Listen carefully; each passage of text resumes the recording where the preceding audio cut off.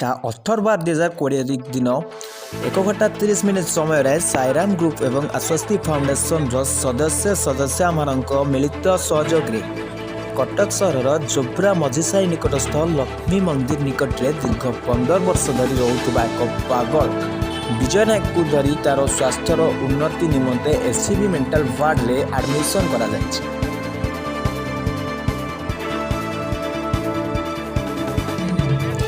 सूचनायोग्य से दीर्घ दिन धरी रिक्शा चलाई निज पेट पोषुले हठात कौन कारण जो मानसिक विवृत्ति घटी से अलिया आवर्जन पड़ रही मझीसाईर लोक मान कपड़ा लुगा नहीं अलिया आवर्जन पकाउथिले लोक माने देखि भयभीत होते। 12/12/2020 दिख दिन मझीसाई रास्ता दे साईराम ग्रुपर प्रतिष्ठाता एवं सभापति जाउथिबा बेले पागल विजय नायक उपरे नजर पड़ा।